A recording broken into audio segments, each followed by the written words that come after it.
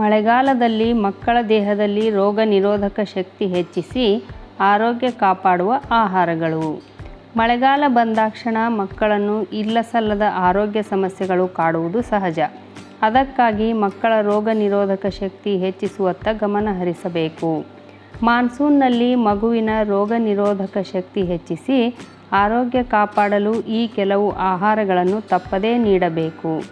ಬೇಸಿಗೆಯ ಅತಿಯಾದ ತಾಪದಿಂದ ಬೇಸತ್ತ ಜೀವಗಳಿಗೆ ಮಳೆ ತಂಪೆರೆಯುವುದು ಸಹಜ. ಆದರೆ ಮಳೆಗಾಲದಲ್ಲಿ ಇನ್ನಿಲ್ಲದ ಆರೋಗ್ಯ ಸಮಸ್ಯೆಗಳು ಕಾಡುತ್ತವೆ. ಅದರಲ್ಲೂ ಮಕ್ಕಳ ಬಗ್ಗೆ ಮಳೆಗಾಲದಲ್ಲಿ ವಿಶೇಷ ಕಾಳಜಿ ವಹಿಸಬೇಕು.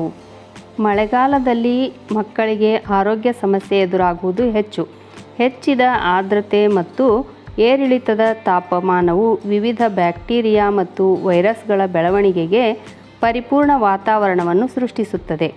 ಇದು ಶೀತ, ಜ್ವರ ಮತ್ತು ಜೀರ್ಣಕಾರಿ ಸಮಸ್ಯೆಗಳಂತಹ ಸಾಮಾನ್ಯ ಕಾಯಿಲೆಗಳಿಗೆ ಕಾರಣವಾಗುತ್ತದೆ. ಆದ್ದರಿಂದ ಮಳೆಗಾಲದಲ್ಲಿ ಆರೋಗ್ಯಕರವಾಗಿ ಮತ್ತು ಸಕ್ರಿಯವಾಗಿರಲು ಸಹಾಯ ಮಾಡಲು ಮಗುವಿನ ರೋಗ ನಿರೋಧಕ ಶಕ್ತಿಯನ್ನು ಹೆಚ್ಚಿಸುವುದು ಅತ್ಯಗತ್ಯ. ರೋಗ ನಿರೋಧಕ ಶಕ್ತಿಯನ್ನು ಹೆಚ್ಚಿಸುವ ಕೆಲವು ಆಹಾರಗಳನ್ನು ಅವರ ಆಹಾರದಲ್ಲಿ ಸೇರಿಸುವುದರಿಂದ ಅವರ ಪ್ರತಿರಕ್ಷಣಾ ವ್ಯವಸ್ಥೆಯನ್ನು ಬಲಪಡಿಸಬಹುದು. ಮಳೆಗಾಲದಲ್ಲಿ ನಿಮ್ಮ ಮಕ್ಕಳನ್ನು ಸುರಕ್ಷಿತವಾಗಿ ಮತ್ತು ಆರೋಗ್ಯವಾಗಿಡಲು ಸಹಾಯ ಮಾಡುವ 5 ಆಹಾರಗಳು ಇಲ್ಲಿವೆ.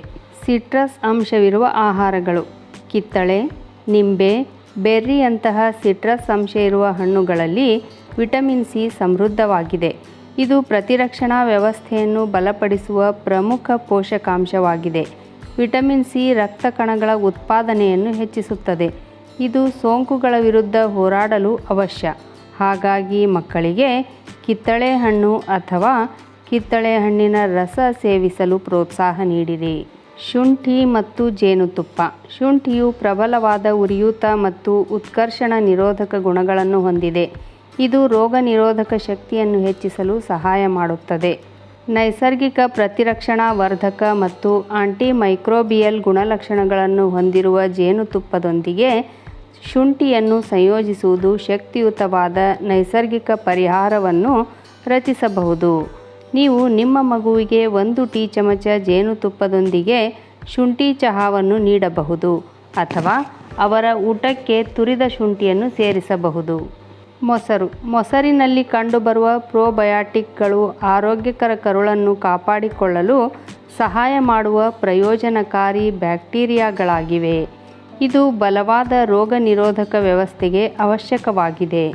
ಮೊಸರಿನ ನಿಯಮಿತ ಸೇವನೆಯು ಜೀರ್ಣಕ್ರಿಯೆಯನ್ನು ಸುಧಾರಿಸಲು ಮತ್ತು ದೇಹದ ನೈಸರ್ಗಿಕ ರಕ್ಷಣೆಯನ್ನು ಹೆಚ್ಚಿಸಲು ಸಹಾಯ ಮಾಡುತ್ತದೆ.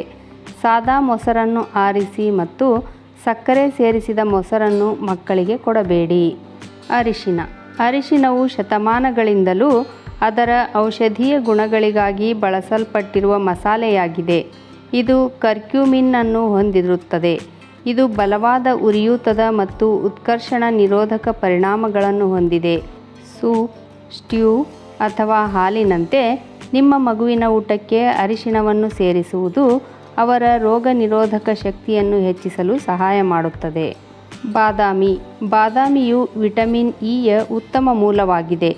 ಇದು ಆಂಟಿಆಕ್ಸಿಡೆಂಟ್ ಆಗಿದ್ದು ಅದು ರೋಗ ನಿರೋಧಕ ಶಕ್ತಿಯನ್ನು ಹೆಚ್ಚಿಸಲು ಸಹಾಯ ಮಾಡುತ್ತದೆ. ಅವು ಆರೋಗ್ಯಕರ ಕೊಬ್ಬಿನಾಂಶ, ನಾರಿನಾಂಶ ಮತ್ತು ಪ್ರೋಟೀನ್ಗಳನ್ನು ಸಹ ಒದಗಿಸುತ್ತದೆ. ಪ್ರತಿದಿನ 1 ಹಿಡಿ ನೆನೆಸಿದ ಬಾದಾಮಿಯು ಮಕ್ಕಳಿಗೆ ಪೌಷ್ಟಿಕಾಂಶವನ್ನು ನೀಡುತ್ತದೆ ಮತ್ತು ಮಳೆಗಾಲದಲ್ಲಿ ಆರೋಗ್ಯವಾಗಿರಲು ಸಹಾಯ ಮಾಡುತ್ತದೆ. ಈ ಎಲ್ಲ ಕ್ರಮಗಳನ್ನು ಅನುಸರಿಸುವುದರ ಜೊತೆಗೆ ಮಕ್ಕಳಿಗೆ ಕುದಿಸಿದ, ಆರಿಸಿದ ನೀರು ಕುಡಿಸುವುದು, ಹೊರಗಡೆ ತಿನ್ನದಂತೆ ಹಾಗೂ ಮಳೆಯಲ್ಲಿ ನೆನೆಯದಂತೆ ನೋಡಿಕೊಳ್ಳುವುದು ಬಹಳ ಮುಖ್ಯ. ಮಳೆಗಾಲದಲ್ಲಿ ನಮ್ಮ ಮಕ್ಕಳಿಗೆ ಈ ಮೇಲಿನ ಆಹಾರಗಳನ್ನು ಕೊಟ್ಟು ಅವರಲ್ಲಿ ರೋಗ ನಿರೋಧಕ ಶಕ್ತಿಯನ್ನು ಹೆಚ್ಚಿಸುವಲ್ಲಿ ಸಹಾಯ ಮಾಡೋಣ. ವಿಡಿಯೋ ನೋಡಿದ ತಕ್ಷಣ ನನ್ನ ರತ್ನವಾಣಿ ಚಾನಲನ್ನು ಸಬ್ಸ್ಕ್ರೈಬ್ ಮಾಡಿಕೊಡ್ರಿ. ಹಾಗೆ ಒಂದು ಲೈಕ್ ಕೊಡೋದ್ರ ಜೊತೆಗೆ ಹೆಚ್ಚು ಜನರಿಗೆ ಈ ವಿಡಿಯೋವನ್ನು ಶೇರ್ ಮಾಡಿರಿ. ಧನ್ಯವಾದಗಳು.